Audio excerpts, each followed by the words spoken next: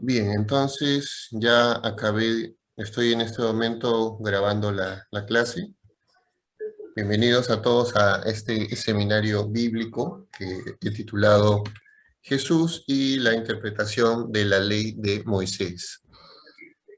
Yo creo que es un tema muy importante porque, al menos para los que ya sea son catequistas, agentes pastorales o líderes de grupos, alguna vez habrán tocado este tema o seguramente les pedirán tocar el tema de cuál es la actitud de Jesús frente a la ley, ¿no? Porque normalmente lo que se nos enseña en la catequesis,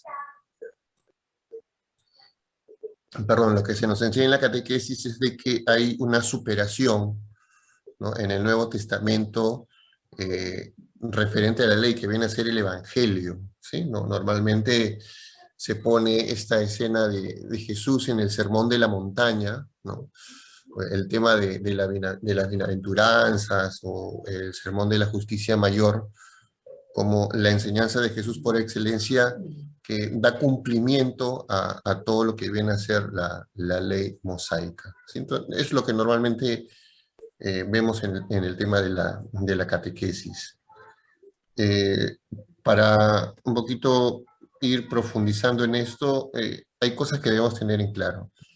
El estudio o la charla que voy a dar el día de hoy quiere ir un poquito más allá del tema catequético o del tema teológico, ¿sí? Ya que primero debemos hacernos la pregunta, ¿cuál es la intención que tienen los autores bíblicos, ¿no? Cuando están escribiendo acerca de Jesús y de su enseñanza? Creo que, bueno, para los que ya han tenido algún curso conmigo, yo siempre les he dicho que los evangelios vienen a ser una catequesis, ¿no? Acerca de la vida de Jesús, ¿no? De lo que hizo por nosotros y de sus enseñanzas, ¿sí? Es la obra de Jesús, ¿no? Narrada, ¿no? En forma, vamos a decir, como una especie de biografía, pero en sí no es una biografía, porque el objetivo de una biografía es informarnos acerca de la vida de una persona. Sí, es tal vez ofrecernos datos, dónde nació, qué es lo que hizo. Sin embargo, los evangelios van a un paso más allá. Es presentarnos la vida de Jesús, pero hay una interpretación acerca de la vida de Jesús, ¿no? Por ejemplo, en los evangelios se nos dice que Jesús es ejecutado en la cruz, ¿sí? Pero los primeros cristianos, ¿cómo van a interpretar esta ejecución? ¿Como una simple muerte o como un sacrificio expiatorio? A ver, yo les pregunto. ¿Cómo creen? Un sacrificio. Claro, claro. O sea, en el Nuevo Testamento, la cruz de Jesús o su muerte en la cruz es interpretado como un sacrificio, como el sacrificio de la nueva alianza. Pero en términos históricos o humanos, ¿no? Es una ejecución, ¿sí o no? Es una ejecución al estilo romano. Porque Sacrificios a partir, sacrificios se entenderá a partir de la formación ya del cristianismo como ente y como iglesia, pero antes de eso es una ejecución. Sacrificios lo entendemos nosotros, claro, pero no la gente del momento. La gente del momento que vivió con Jesús no lo entendió como un sacrificio expiatorio.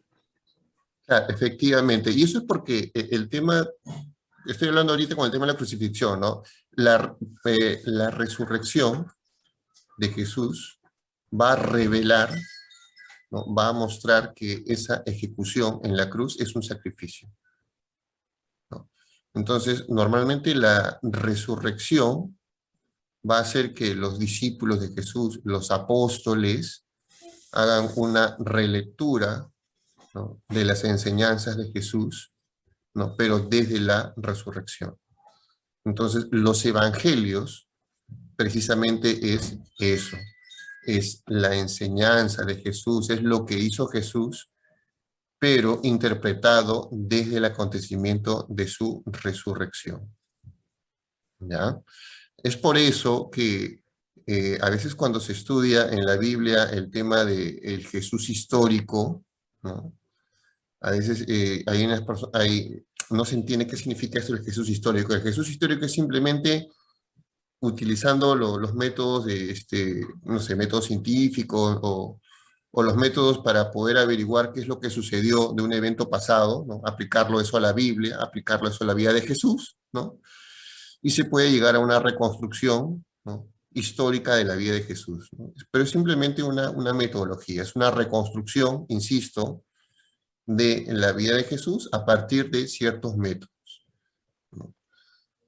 Eh, Ahora, ¿por qué me estoy demorando en hacer esta introducción? Porque normalmente, ¿no? Cuando se habla acerca de Jesús y su interpretación de la ley, o sea, cuando estamos leyendo el Sermón de la Montaña, o cuando estamos leyendo una confrontación que hay entre Jesús y los fariseos, no solamente está el tema de Jesús entrando a debatir, perdón, hay una persona que está pidiendo el link. Voy a darle ese link, un segundito, voy a darle el link a una persona para que pueda entrar.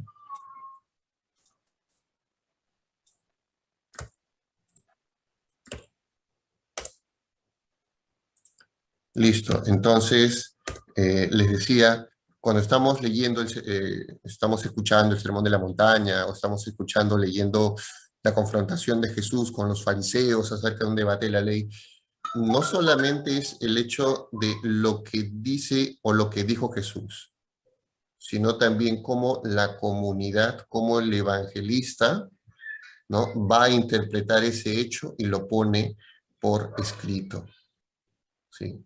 En resumidas cuentas, cuando estamos leyendo en el Evangelio ciertas posturas o actitudes de Jesús ante la ley, no solamente es que lo que Jesús dijo, también pudo haber sido como el evangelista, ¿no? Apoyado en la tradición de Jesús, muchas veces va a reinterpretar sus enseñanzas, ¿no? O va a agregar enseñanzas nuevas, ¿sí?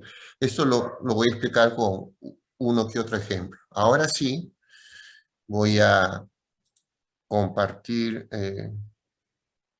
bueno, voy a abrir la diapositiva, primero no la había abierto, un segundito. Listo, ahora sí.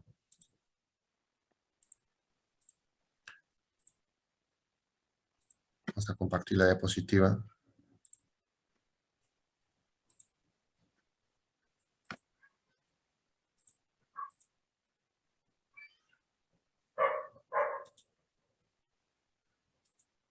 Antes que nada, uno de los términos que voy a utilizar en la exposición es el término halakha. ¿Sí? El halakha judía es, en resumen, la interpretación que hacen los judíos de la ley.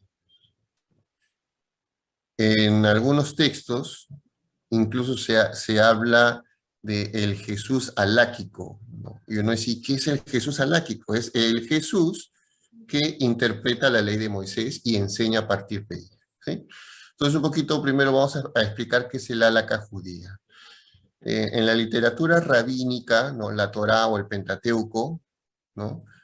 Con sus secciones legales, ¿no? O lo que también se conoce como el Decálogo, ¿no? Todo esto, ¿no? O toda la explicación de lo que es la Torá se puede traducir como el halakha judía, ¿no? O una explicación de la ley. Al mismo tiempo, este término también hace referencia a todas las escrituras judías. O sea, por ejemplo, cuando se habla del halakha judía o explicación de la ley, también puede ser un comentario a los salmos, un comentario a los proverbios, a los textos proféticos, ¿sí? Otra innovación que aparece en la literatura, ¿no? Rabínica, ¿no? En este caso es precisamente el uso de este término, ¿ya? Para no hacerlo tan complicado, después del año 70, este término ALACA empieza a ser utilizado así de una manera muy técnica. ALACA es explicación o cómo debe proceder el judío a partir de lo que nos indica la ley.